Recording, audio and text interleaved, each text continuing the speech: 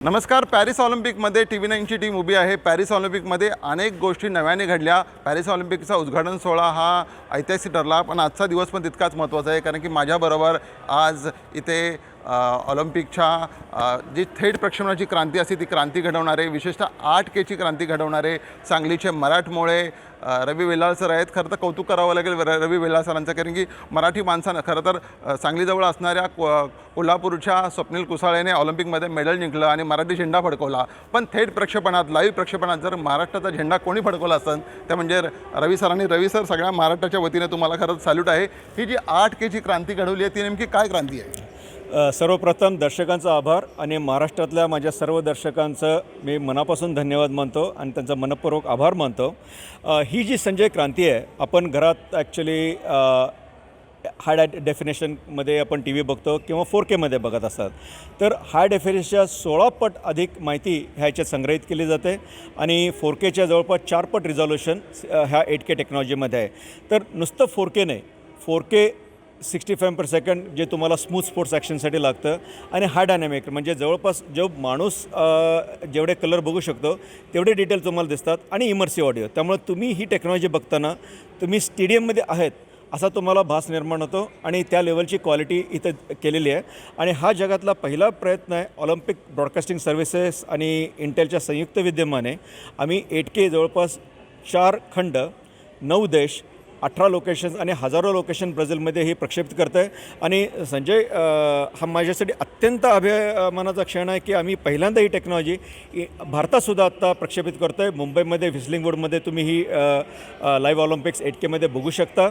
आणि भारताचे इतिहास किंवा जगाच्या इतिहासामध्ये पहिल्यांदा बऱ्याच देशामध्ये ही 8K टेक्नॉलॉजी लाईव्ह प्रक्षेपित केली जाते. गत ऑलिम्पिकमध्ये टोकियोमध्ये तुम्ही किती के प्रक्षेपण केलं होतं आणि गेल्या टोकियो ऑलिम्पिक आणि ह्या पॅरिस ऑलिम्पिकमध्ये नेमका काय फरक आहे? तुम्ही यशाची किती शिखरं पुढे गेला आहे? तर संजय, डेटामध्ये बघाल 8K 60 HDR आम्ही 416 तासाचं रेकॉर्डिंग आणि लाईव्ह गेम्स प्रक्षेपित केलेलं टोकियोला. पण त्यावेळेला त्या टेक्नॉलॉजीमध्ये 100 MBPS स्पीड लागत होता. कारण एक मिनटं थांबूया. मी माझ्या कॅमेरामॅनला विनंती करतो, नेमकं ही काय टेक्नॉलॉजी आहे, काय ही क्रांती आहे? तर मी ज्या वेळेला आपल्याला म्हणत होतो more pixel, better pixel, faster pixel, इथे इनपुट 8Kचा सिग्नल येतो, आउटपुट 8Kचा येतो. त्याच्यानंतर BT 2020 हा एक कलर स्पेस आहे, standard definition range versus high definition range. तुम्ही संजय इथं बघत असाल तर कलर तुम्हाला अक्षरशः ह्युमन आईज जो परसिव्ह करतो तो दिसतो. आणि 60 फ्रेम पर सेकंड ही टेक्नॉलॉजी आहे, ती हाय स्पीड देते, त्यामुळे तुम्हाला स्पोर्ट्समध्ये कुठं गॅप दिसत नाही. तुम्ही बघितलं असेल ही 8Kची क्रांती आहे. छोट्यातल्या छोट्या गोष्टी दिसतात. खरं तर ह्या टेक्नॉलॉजीचा उपयोग खेळाडूंना ॲनालिसिससाठी करण्यासाठी ही एक मोठा वरदान ठरणार आहे. तर संजय, स्पोर्ट्स ॲनालिटिक्समध्ये इंटेलनं बरंच काम केलं आहे.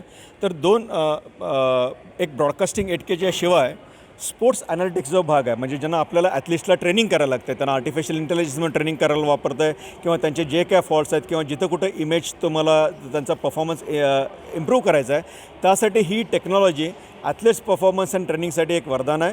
त्याच्यानंतर जजमेंटसाठी, म्हणजे समजा आपण क्रिकेटमध्ये LBW बघितलं किंवा टेनिसमध्ये शॉट्स बाहेर जातं, त्यासाठी हे जे डिटेल्स दिसतात तुम्हाला, ते अक्षरशः तुम्हाला एका मिलीमीटर लेवलमध्ये सुद्धा तुम्ही ते डिफरन्शिएट करू शकता.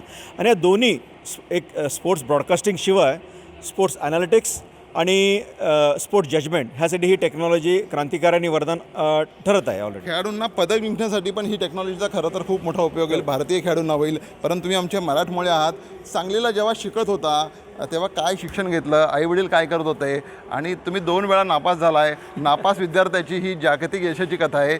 हा सगळा सांगलीचा प्रवास नक्की काय होता? काय होते ते जुने आपल्या सांगलीचे दिवस जिथे लता मंगेशकर पण वाढल्या आणि मोठ्या झाल्या? तर लता मंगेशकर राहत होते, तिथं फार जवळच आमचं घर होतं. तर माझे वडील STमध्ये क्लार्क होते आणि माझी आई PhD करत होती, पण ती राणी सरस्वती कन्या शाळेत शिक्षिका होते. आणि वसंतदादा कॉलेजमध्ये माझं डिप्लोमाचं शिक्षण झालं आहे आणि JJ मगदूम माझी डिग्री झाली. तर बऱ्याच वेळेला 10वीनंतर डिप्लोमा केल्यामुळे मी 1 वर्ष नापास झालो. आणि पण त्या अपयशातून मला बरीच प्रेरणा मिळाली. कधीही हार न मानण्याची वृत्ती तयार झाली आणि ती वृत्तीच फार सार्थ ठरली पुढच्या प्रवेशाला. 2 वेळा तुम्ही नापास झालाय. कोणत्या परीक्षेत नापास झालाय हे खरं तर आमच्या प्रेक्षकांना ऐकायला निश्चितच प्रेरणादायी ठरणार आहे. अरे बापरे, आता माझी मार्कलिस्ट काढायला पाहिजे. पण पहिला डिप्लोमाला 4 वर्ष नापास झालेलं, 4 सब्जेक्ट्समध्ये नापास झालेलं. मॅथ्स माझा थोडा अवघड सब्जेक्ट होता आणि इंजिनिअरिंगमध्ये पण डिग्रीला मॅथ्समध्ये मला 0 मार्क पडलेले, कारण बराच GR चेंज झाल्यामुळं मला परीक्षेला जाता आलं नाही त्यावेळेला.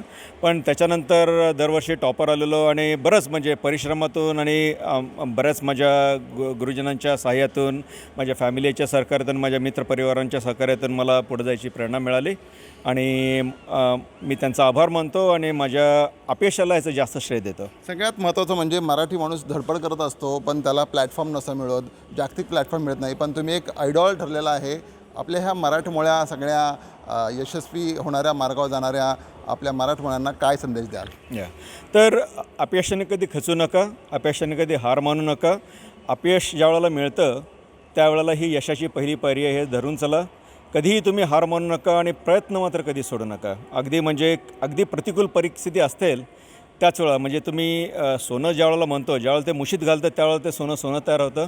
त्यामुळे अपयश ही मुशी असल्याशिवाय सोन्याचं यश तुम्हाला पाहायला मिळणार नाही. अपयशाने खचून जाऊ नका. लता मंगेशकरनी आपल्या गाण्यांनी सगळं जग जिंकलं, पण रवी बेल्लाळ ह्यांनी आपल्या थेट प्रक्षेपणातून जग जिंकत आहे. आणि 8Kच्या क्रांतीमुळं, एक मराठमोळ्या माणसाच्या शिल्पकारामुळं 8Kची क्रांती ही प्रक्षेपणात नक्कीच एक मोठा असा मैलाचा दगड ठरलेला आहे. TV9 मराठीसाठी संजय दुधाने, पॅरिस ऑलिम्पिक.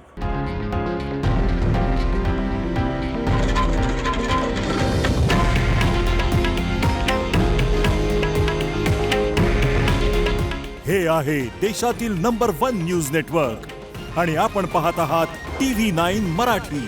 काळजी तुमची, हित महाराष्ट्राचं.